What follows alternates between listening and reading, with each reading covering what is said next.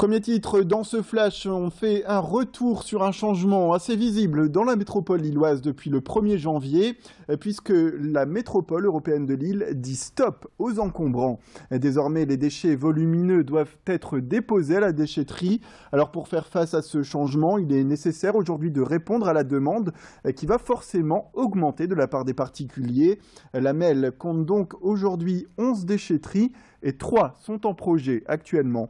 L'objectif est d'abord de mieux recycler ces déchets en favorisant un tri plus spécifique des concitoyens, mais il s'agit aussi d'éviter que les villes ne se transforment en décharges à ciel ouvert, comme ça pouvait être le cas le jour de collecte notamment. L'an dernier, les déchetteries ont ainsi pu trier et recycler 79% des 167 000 tonnes de déchets reçus. Bernard Debreu, vice-président à la MEL en charge des déchetteries, justement, parle de ce grand changement et il est optimiste. Je pense que si vous faites l'équilibre entre les rendez-vous demandés et avant des camions qui passaient tous les jours pendant toute l'année, quasiment les encombrants, avec le nombre de communes de la métropole, je rappelle que c'est presque 1 200 000 habitants, évidemment ça avait aussi un coût. Non, c'est une autre forme d'organisation.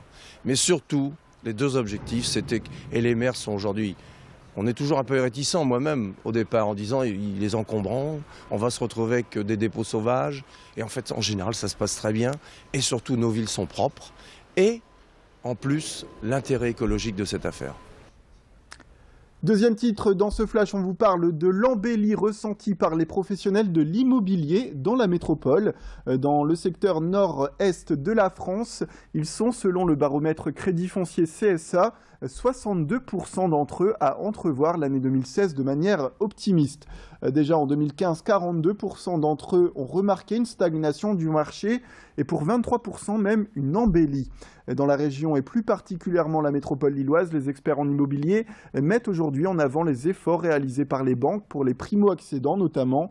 Un effort réalisé grâce à la pression notamment du gouvernement pour améliorer aujourd'hui la croissance en faisant bien marcher l'économie des secteurs liés à l'immobilier, comme donc la vente de biens immobiliers, mais aussi les entreprises qui se chargent des rénovations ou bien de la décoration. Céline Huret a pu rencontrer justement un agent immobilier de Wascal qui nous parle de cette situation nouvelle. On est arrivé à des taux immobiliers historiquement bas, on est arrivé enfin à une baisse de prix qui est sur le marché, hormis les grandes villes où il y a un petit peu de difficulté à baisser au niveau des centres, mais tous les alentours.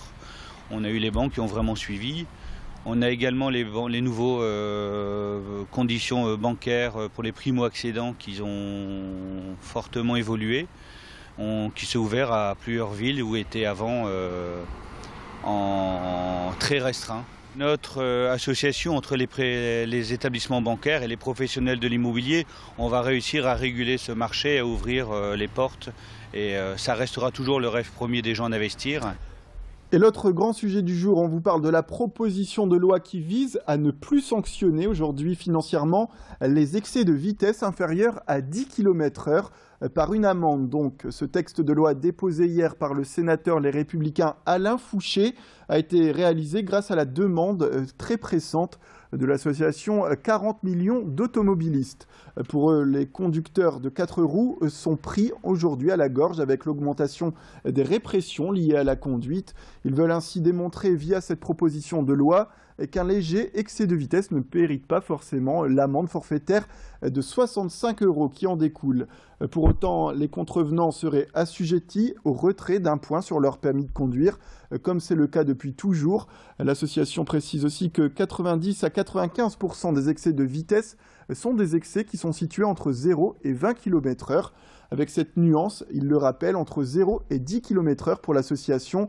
Ces excès de vitesse sont dus notamment à des faits de limitation de vitesse sur l'autoroute qui ont pu changer sans que l'automobiliste n'ait pu le voir, ou alors des gens qui se sont fait surprendre sur une descente notamment. Céline Huret a pu rencontrer justement ce matin le responsable régional de cette association. Nous, on est pour tout ce qui peut aider, faciliter la vie des automobilistes, d'autant plus que on s'aperçoit que la grande majorité des excès de vitesse en mesure automatisée, c'est-à-dire pratiquement 80%, sont des excès de vitesse qui ne dépassent jamais 20 km/h et une grosse majorité, c'est 10-12 km/h.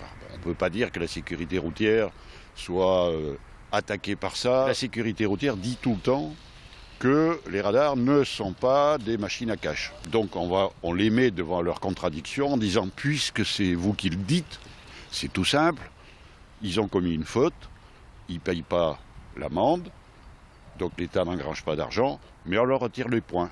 On va bien voir ce qu'ils vont répondre. C'est la fin de cette édition. Merci à toutes et à tous de nous avoir suivis. On se retrouve tout de suite pour la météo et l'infotrafic.